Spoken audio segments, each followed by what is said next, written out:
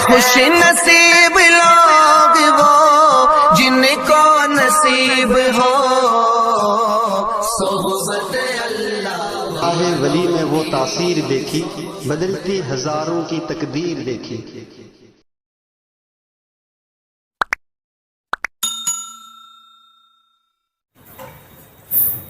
اعوذ باللہ من الشیطان الرجیم، بسم اللہ الرحمن الرحیم، الحمد للہ الذی انزل علی عبده الكتاب ولم يجعل له عوجا قیما لینذر بأسا شدیدا من لدنه ويبشر المؤمنین الذین يعملون الصالحات ان لهم اجرا حسنا ماكثين فيه ابدا وينذر الذين قالوا اتخذ الله ولدا ما لهم به من علم ولا لآبائهم كبرت كلمة تخرج من أفواههم إن يقولون إلا كذبا فلعلك باخع نفسك على آثارهم إن لم يؤمنوا بهذا الحديث أسفا إنا جعلنا ما على الأرض زينة لها لنبلوهم أيهم أحسن عملا وَإِنَّا لَجَاعِلُونَ مَا عَلَيْهَا صَعِيدًا جُرُزًا۔ صدق اللہ المولانا العظیم۔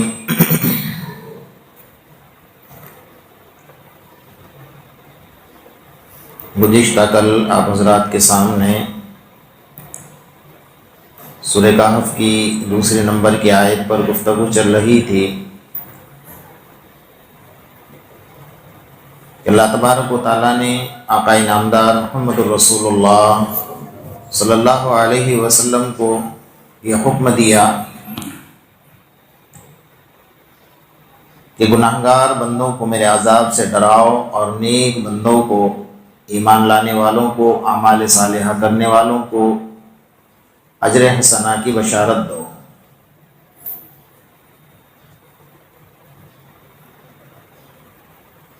ایمان کے ساتھ اعمال صالحہ جڑے ہوئے ہیں۔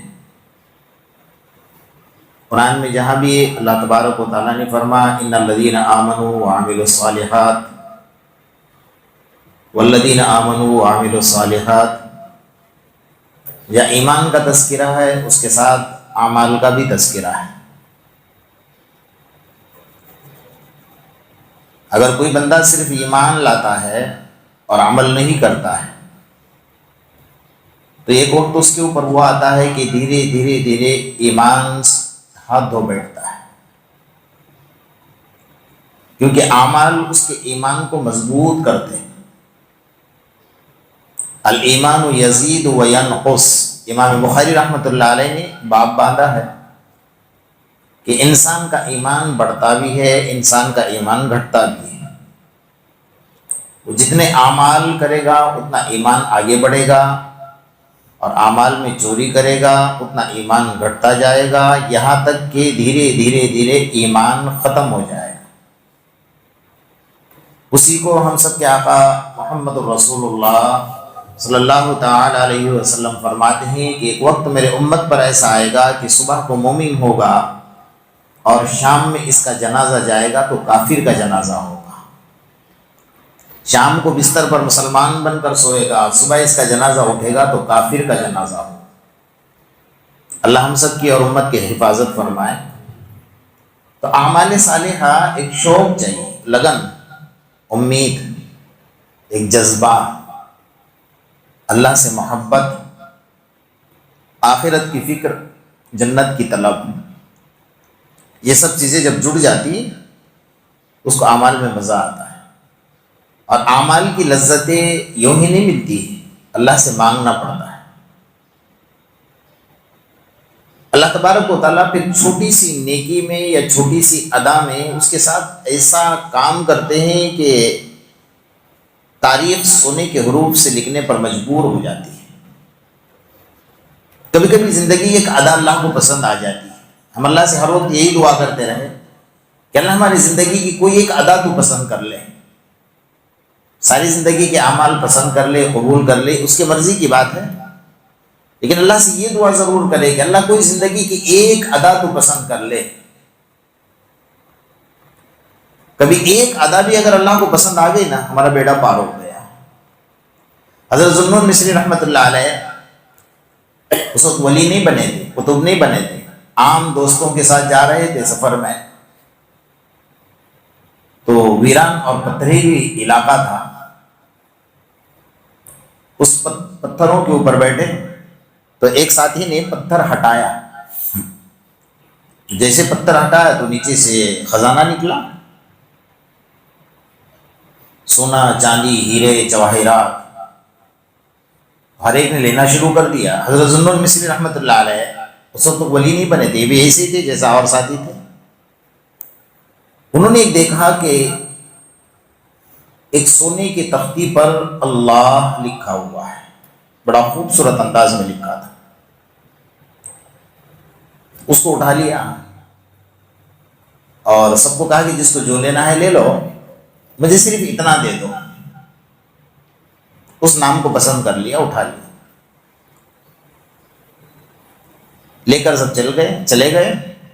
کسی نے سونا لیا, کسی نے ہیرے لیے, کسی نے جواہرات لیا, کسی نے چاندی لیا.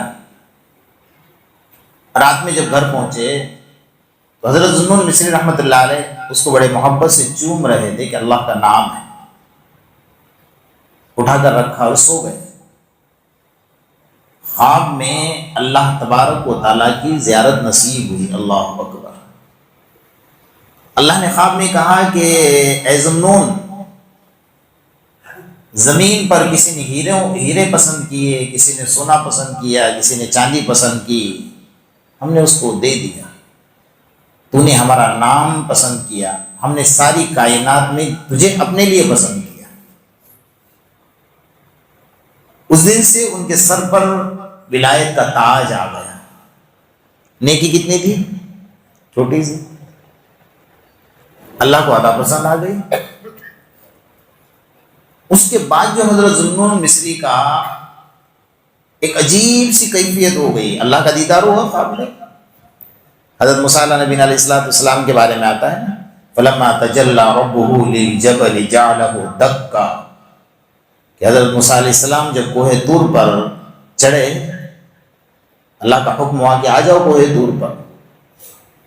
اللہ نے اپنی تجلی ظاہر فرمائی تھی. اللہ خود تشریف نہیں لائے تھے, کہ اللہ کا دیدار نہیں ہوا تھا. اللہ نے کیا ظاہر فرمائی تھی؟ اللہ نے اپنی تجلی ظاہر, فلما تجلی ربہ, وہ بھی 70,000 پردوں کے اندر سے تجلی ظاہر فرمائی تھی, ڈائریکٹ بھی نہیں, براہ راست بھی نہیں.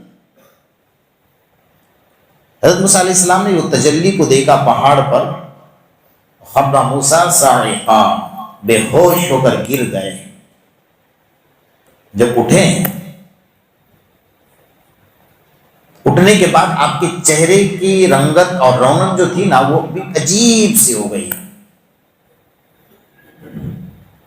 علماء نے لکھا ہے کہ جو حضرت موسیٰ علیہ السلام کے چہرے کو دیکھتا تھا اسی جگہ پر مر جاتا, وہ برداشت ہی نہیں کر سکتا تھا. اس لیے حضرت موسیٰ علیہ السلام اپنے چہرے کے اوپر پردہ ڈال کر گھومتے جب اللہ کی تجلی ظاہر ہوئی.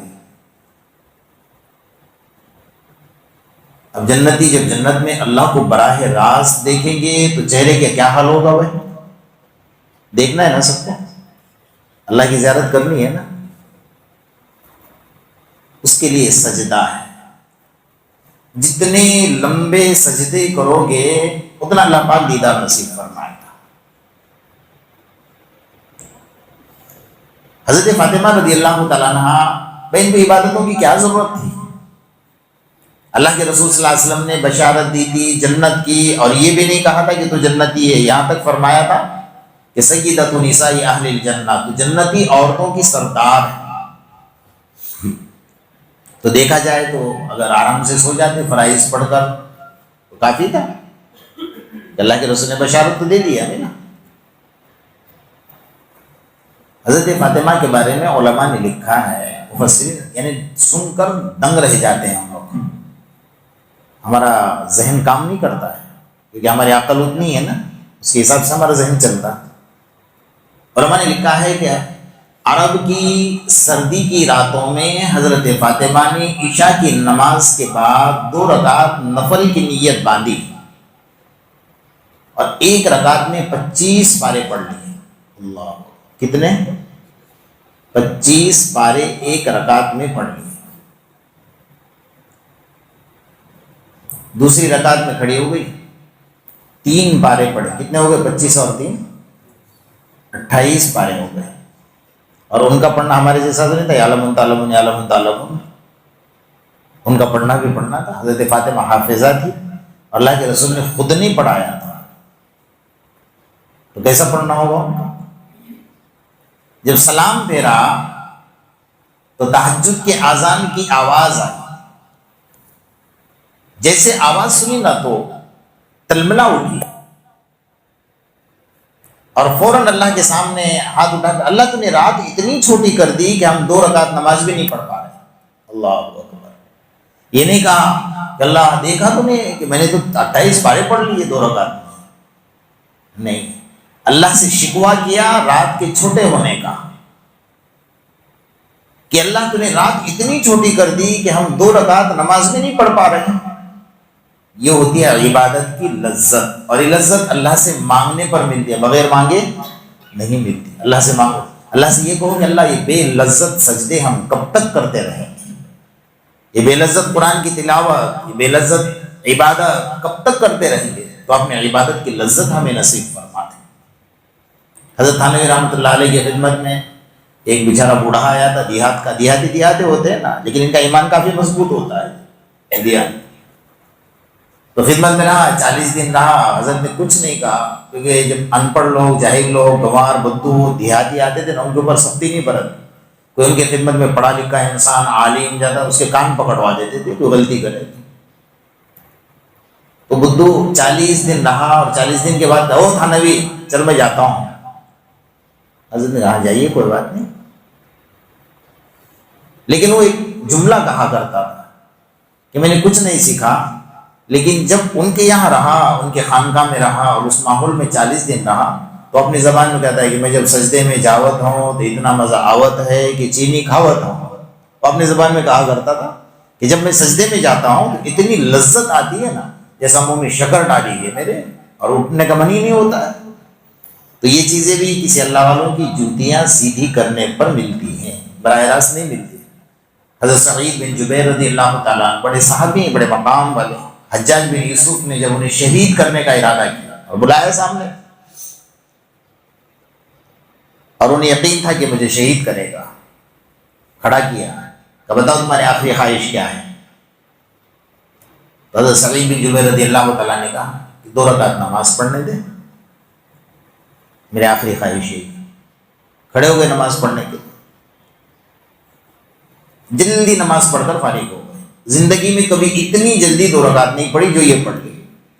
حجاج بن یوسف دیکھ کر دنگ رہ گیا کہ تو مجھے تو لگا کہ تم پورا قرآن ختم کر ڈالو گے 2 رکعت میں، اتنی جلدی نماز پڑھ لی؟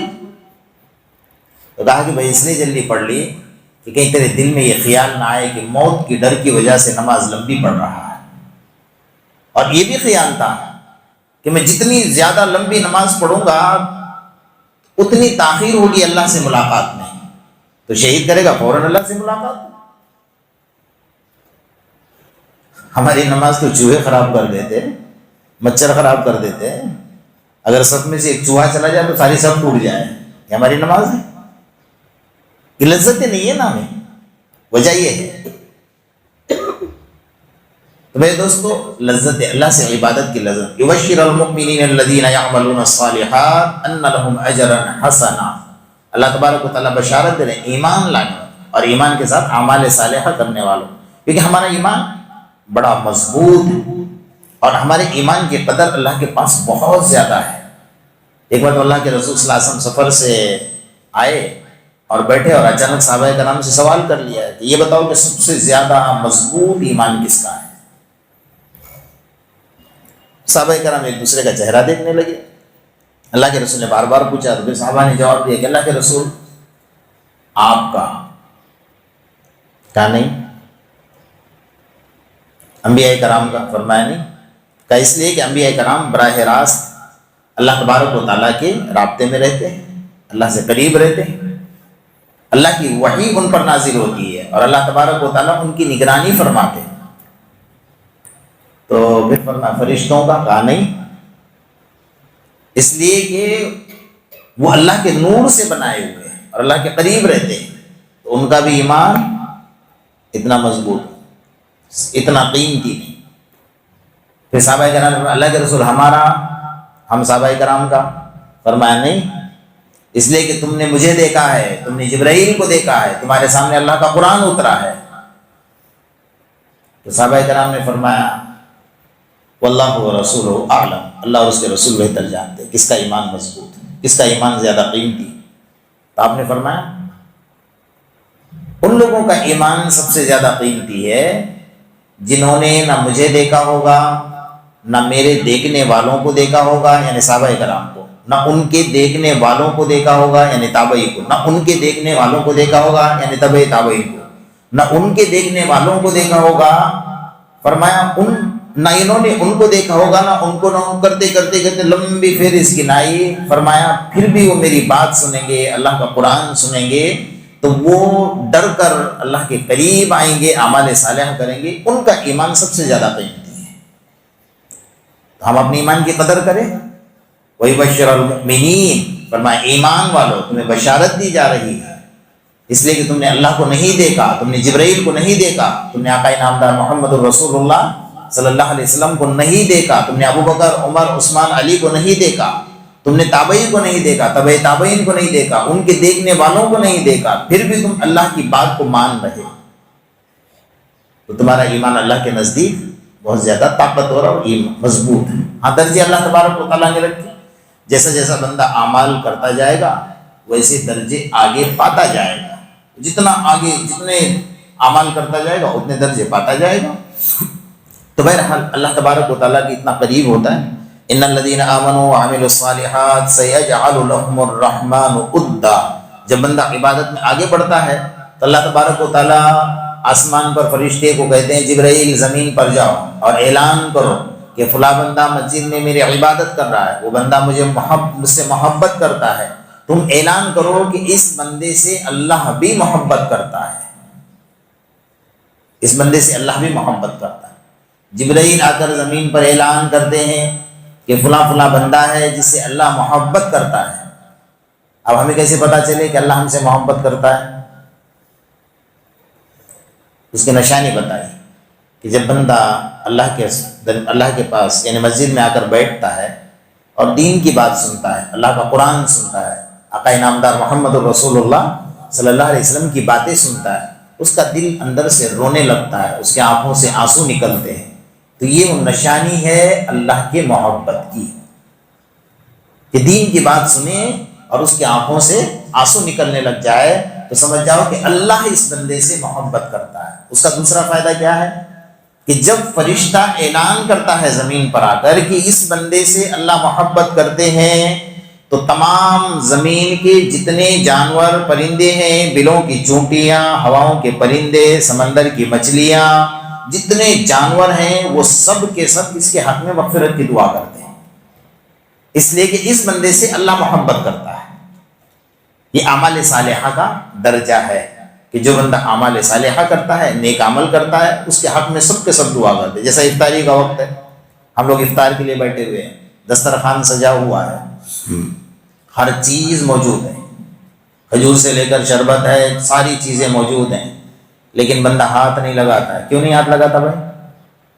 اللہ کا حکم ابھی نہیں ہوا ہے، پیاس لگی ہے، گلا خشک ہے، دل ہو رہا ہے کہ جلدی اٹھا کر کھا لوں، لیکن انتظار کر رہا ہے کہ جب تک اللہ کا حکم نہیں ہوگا جب تک نہیں کہوں۔ وہی وقت اللہ تبارک و تعالیٰ سارے فرشتوں کو منظر دکھاتے ہیں، فرشتوں دیکھو میرے بندوں، ان کے سامنے دسترخوان سجا ہوا ہے، ہر چیز موجود ہے، کوئی لاٹھی لے کر پیچھے کھڑا بھی نہیں ہے کہ اگر کھائے گا تو لاٹھی پڑے گی، ایسا بھی تو نہیں ہے نا، کہاں بیٹھا ہوا ہے، ہاتھ چھوٹے ہیں، ساری چیزیں موجود ہیں، لیکن بندہ ہاتھ نہیں لگا رہا ہے۔ کیوں نہیں لگا؟ فرشتہ اللہ یہ ہاتھ کیوں نہیں لگا رہا ہے؟ فرشتے اللہ سے پوچھتے ہیں کہ جب تک میرا حکم نہیں ہوگا نا یہ ہاتھ نہیں لگائے گا. یہ دیکھو یہ میرا بندہ جس دن میں نے پیدا کرنے کا ارادہ کیا تھا تم نے اعتراض کیا تھا نحن نسبح بحمدک ونقدس لک. اللہ انہیں کیوں پیدا کرتا ہے؟ تیری تسبیح کے لیے تو ہم کافی ہیں نا. یہ دیکھو میرا بندہ اس نے مجھے نہیں دیکھا اس نے تمہیں بھی نہیں دیکھا. فرشتوں کو اللہ فرمایا لیکن میرے حکم کا انتظار کر رہا ہے. جب تک میری طرف سے اجازت نہیں ہوگی یعنی وقت نہیں ہوگا یہ کسی چیز کو ہاتھ نہیں لگائے گا. تو فرشتے اللہ تیرے عجیب بندے کہ تجھے نہیں دیکھا اس کے بعد بھی اتنا ڈر رہے ہیں. تو اللہ پوچھتے ہیں ان کے ساتھ کیا کرنا چاہیے. تو اللہ تبارک و تعالیٰ فرشتوں کو گواہ رکھتے ہیں کہ اب یہ ہاتھ اٹھائے گا کھائے گا اور اس وقت میں یعنی کھانے سے کچھ دیر پہلے وہ اپنے ہاتھ اٹھا کر اللہ کے سامنے دعا کر رہا ہے. وَيَحْمِلُ عَرْشَ رَبِّكَ فَوْقَهُمْ يَوْمَئِذٍ ثَمَانِيَةٌ. فرمایا کہ اللہ کا عرش اٹھانے والے 8 فرشتے ہیں جنہوں نے اپنے کندھے پر اللہ کا عرش اٹھا کر رکھا ہوا ہے. اس وقت میں جب افطار کا وقت ہوتا ہے نا تو اللہ تبارک و تعالیٰ سارے سمندر کی مچھلیاں بلوں کی چونٹیاں ہواؤں کے پرندے اور یہ عرش اٹھانے والے فرشتے جو اللہ کے قریبی ہیں اللہ فرماتے میرا عرش چھوڑ دو وہ اپنی جگہ پر رک جائے گا. یہ جو روزے دار دعا کر رہا ہے نا اس کے دعا پر تم آمین کہتے ہوئے جاؤ. ہماری ایک دعا پر کتنے سب آمین کہہ رہے ہیں ہمیں اس کا احساس ہی نہیں اس وقت. ہم تو ٹوٹے پڑے جاتے ہیں کہ بھئی جیسا سالہ سال بھوکے پڑے ہوئے ہیں ہم لوگ. دعا کی مقبولیت کا وقت ہے. اس وقت میں جو مانگو گے اللہ عطا فرمائے گا. اللہ اپنے اس کے حکمت کے حساب سے اللہ عطا فرمائے گا. تو بہرحال بندہ جتنا عبادت میں آگے بڑھے گا اللہ تبارک و تعالیٰ کا اتنا قریبی بنے گا. آپ نے حضرت بلال رضی اللہ تعالیٰ عنہ کے بارے میں سنا ہے کہ اللہ کے رسول صلی اللہ علیہ وسلم فرماتے ہیں نعم المرء بلال والمؤذنون اطول الناس اعناقا یوم القیامہ کہ مردوں میں بہترین مرد میرا بلال ہے. وجہ حضرت بلال ہر وقت اللہ سے دعا کرتے تھے کہ اللہ تو نے اگر ہدایت اپنے علاوہ کسی اور کے ہاتھ میں رکھی ہوتی نا تو اتنا کالا کلوٹا اور بے ڈول سا جسم بلال کا اس کو کوئی ہدایت نہیں دے سکتا. ہدایت تو نے اپنے ہاتھ میں رکھی. اللہ کو حضرت بلال کی ادا پسند آ گئی. اللہ نے کتنا قریب کر دیا کہ حضرت بلال کے سینے پر چٹان رکھی جاتی تھی بڑے بڑے پتھر رکھے جاتے تھے کھینچا جاتا تھا کوڑوں سے مارا جاتا تھا.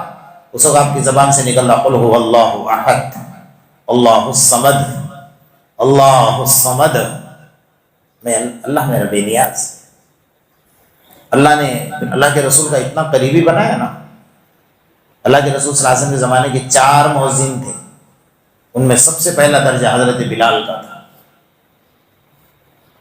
اتنا اونچا مرتبہ دیا کہ حضرت بلال اتنی عبادت کرتے تھے ایمان میں آنے کے بعد کہ زمین پر تو اونچا درجہ دیا ہی دیا لیکن آخرت میں کیا فرمایا حدیث میں آقا انعامدار محمد رسول اللہ صلی اللہ علیہ وسلم فرماتے جب اللہ کے رسول اپنے اونٹنی پر سوار ہو کر جنت میں جائیں گے نا تو بلال نکیل پکڑے گا اونٹنی کی تو جنت میں سب سے پہلے قدم کس کا پڑے گا حضرت بلال کا پڑے گا.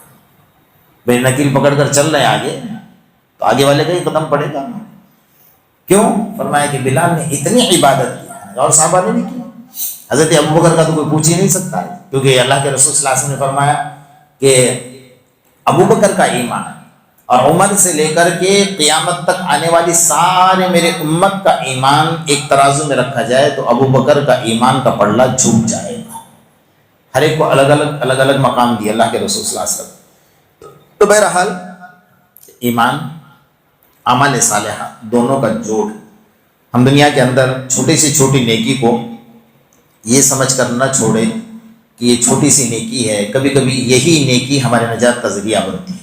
اور چھوٹے سے چھوٹے گناہ کو یہ سمجھ کر نہ کرے یہ چھوٹا سا گناہ ہے. کبھی کبھی وہ چھوٹا سا گناہ بھی ہلاکت کا سبب بن جاتا ہے, اللہ کے ناراضگی کا سبب بن جاتا ہے. حضرت داموس بنی اسرائیل کے ایک بہت بڑے عابد تھے. وہ جا رہے تھے راستے سے تو گرمی کا موسم تھا, پہاڑی پر نظر پڑی تو بالکل ویران اور چتیل میدان دکھ رہا تھا. تو کھڑے کھڑے دیکھنے لگ گئے کہ اللہ پہاڑی تو بڑی خوبصورت ہے لیکن اس پر گھاس ہوتا, ہریالی ہوتی تو اور خوبصورت نظر آتا. تو اللہ نے فوراً اعلان فرمایا کہ داموس ہماری تخلیق میں مشورہ دینے والے کب سے بن گئے آپ؟ اللہ نے فوراً کہا کہ ہماری تخلیق میں، ہماری پیدائش میں مشورہ دینے والے آپ کب سے بن گئے؟ گھبرا گئے کہ اللہ نے ڈانٹ دیا، اللہ کو یہ عطا پسند نہ آئی۔ انہوں نے اپنے اوپر سزا متعین کی، اللہ جب تک تو راضی نہیں ہوگا میں کھانا نہیں کھاؤں گا، تو ناراض ہو گیا مجھ سے۔ اب تھوڑا آگے جا رہے تھے تو گاؤں میں پہنچ گئے، تو گاؤں میں کوئی رشتہ دار کا گاؤں تھا، گاؤں والوں نے پکڑ لیا کہ بہت دن کے بعد یہ بوڑھے میاں آ گئے، پکڑ لو ان کو۔ کچھ شادی وغیرہ تھی، کھانا بنا ہوا تھا کہ کھانا کھا کر جاؤ، اب انہوں نے تو سزا متعین کر لیا اپنے اوپر کہ میں کھانا نہیں کھاؤں گا، تو اب کیا ہوگا؟ تم نے کہا کہ میں نہیں کھاؤں گا، ٹال مٹول کر رہے تھے، بات نہیں بتا رہے تھے، کہا نہیں کھانا پڑے گا، رشتہ دار ہوا ہوگا، بہت دنوں بعد ملاقات ہوئی۔ تو جب انہوں نے بہت ضد کی نا، اب یہ بات سننے جیسی ہے، کان کھول کر سن لو، جب بہت ضد کی نا تو انہوں نے بتایا کہ بھئی بات دراصل یہ ہے کہ ایسا ایسا معاملہ ہوا اور اللہ کے ساتھ میرا کچھ بگاڑ ہوا ہے، اللہ مجھ سے ناراض ہو گئے، میں نہیں کھا سکتا۔ گاؤں والوں نے یہ جملہ کہا کہ یہ کوئی بڑی بات نہیں ہے، یعنی اللہ کی ناراضگی کو انہوں نے کیا کہا، یہ کوئی بڑی بات نہیں ہے، بس اتنا کہنا تھا کہ اللہ اور غضب میں آ گئے، اللہ اور جلال میں آ گئے۔ کہا داموس اٹھ جاؤ یہاں سے جلدی، انہوں نے میرے عذاب کو ہلکا سمجھ لیا ہے، میرے ناراضگی کو ہلکا سمجھ لیا ہے، جلدی اٹھو یہاں سے، میں ان سب کو ابھی عذاب میں مبتلا کرنے والا ہوں۔ حضرت داموس جلدی جلدی اٹھے اور جھولے لٹکا کر بھاگے۔ جیسا گاؤں سے باہر نکلے نا تو دونوں پہاڑیوں کو اللہ نے ملا دیا اور سارا گاؤں تہس نہس۔ تو چھوٹی سی بات اللہ کو ناراض کر دیتی ہے اور چھوٹی سی نیکی اللہ کو راضی بھی کر دیتی ہے، اس لیے ہم نیکیوں میں آگے بڑھے۔ وما خلقت الجن والانس الا لیعبدون، اللہ نے انسانوں کو اور جناتوں کو اپنی اطاعت کے لیے پیدا کیا۔ بہت سارے لوگ یہاں پر ترجمہ عبادت کا کرتے ہیں کہ اللہ نے جناتوں کو انسانوں کو عبادت کے لیے صرف اور صرف یہ جملہ بھی کہتے ہیں اوپر سے کہ انسانوں کو جناتوں کو اللہ نے صرف اور صرف اپنی عبادت کے لیے پیدا کیا۔ بھائی عبادت کرے گا تو بیوی بچوں کو کون سنبھالے گا؟ کاروبار کون کرے گا؟ نیند کیسے نکالے گا؟ اس جگہ پر ترجمہ یہ کرنا چاہیے کہ اللہ نے انسان کو جنات کو اپنی اطاعت کے لیے پیدا کیا۔ اب کاروبار بھی کر رہا ہے تو فرما برداری کے مطابق، سو رہا ہے تو فرما برداری کے مطابق، بیوی بچوں کے ساتھ زندگی گزار رہا ہے تو فرما برداری کے مطابق، اطاعت میں ساری چیزیں آ جاتی ہیں، عبادت بھی آ جاتی ہے۔ فرشتوں کا تذکر اللہ نے سب سے پہلے فرشتوں کو پیدا کیا، دوسرے نمبر پر جناتوں کو پیدا کیا، تیسرے نمبر پر انسانوں کو اللہ نے پیدا کیا۔ فرشتوں کا تذکرہ اس میں نہیں فرمایا، اس لیے کہ فرشتے تو مسلسل عبادت کر رہے ہیں اللہ تبارک و تعالیٰ۔ تو بہرحال وَيُبَشِّرُ الْمُؤْمِنِينَ الَّذِينَ يَعْمَلُونَ الصَّالِحَاتِ أَنَّ لَهُمْ أَجْرًا حَسَنًا مَاكِثِينَ فِيهِ أَبَدًا۔ اس پر جتنے ضروری باتیں تھیں اس آیت کے اوپر میں نے آپ حضرات کے سامنے عرض کی ہیں، اللہ پاک ہم سب کو عمل کی توفیق نصیب فرمائے۔ بسم اللہ الرحمن الرحیم وَإِلَٰهُكُمْ إِلَٰهٌ وَاحِدٌ لَا إِلَٰهَ إِلَّا هُوَ الرَّحْمَٰنُ الرَّحِيمُ اللهم صل على محمد وعلى ال محمد كما صليت على ابراهيم وعلى ال ابراهيم انك حميد مجيد اللهم ربنا آتنا في الدنيا حسنه وفي الاخره حسنه وقنا عذاب النار وقنا عذاب القبر وقنا عذاب الحشر وقنا عذاب من فتنة المسيح الدجال۔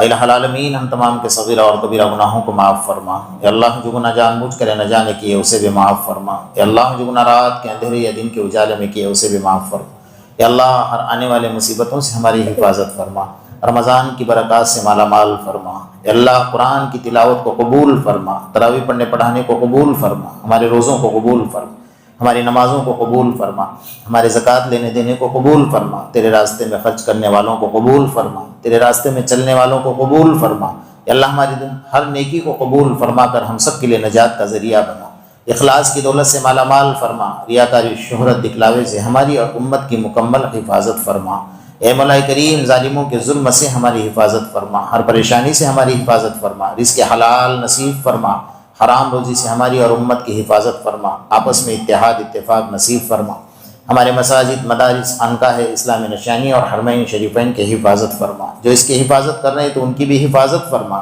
اے مولا کریم دین کے راستے میں خرچ کرنے والوں کو قبول فرما، ہم سب کو اخلاص کی دولت سے مالا مال فرما، ریاکاری شہرت دکھلاوے سے ہماری حفاظت فرما، جب تک اس دنیا میں رہ ایمان والی زندگی عطا فرما، موت کے وقت میں کلمے کی دولت سے مالا مال فرما، بغیر کلمے کے، بغیر وصیت کے اور بری موت سے ہماری حفاظت فرما، اپنے رضامندی والی موت نصیب فرما، ہم سب کو اپنے گھر کی بار بار زیارت نصیب فرما، آقا نامدار محمد الرسول اللہ صلی اللہ علیہ وسلم کی دنیا آخرت میں بار بار زیارت نصیب فرما، آپ کی شفاعت نصیب فرما، میدان محشر کے ہولناک منظر سے ہماری حفاظت فرما، ہم سب کی دعاؤں کو محض اپنے فضل و کرم اور آقا نامدار محمد الرسول اللہ صلی اللہ علیہ وسلم کے صدقے طیب میں قبول فرما۔ یا رب صلی وسلم دائما ابدا علی حبیبک خیر الخلق کلہم، ربنا تقبل منا انک انت السمیع العلیم وتب علینا یا مولانا انک انت التواب الرحیم۔ سبحان ربک رب العزۃ عما یصفون وسلام علی المرسلین والحمد للہ رب العالمین۔ صلی اللہ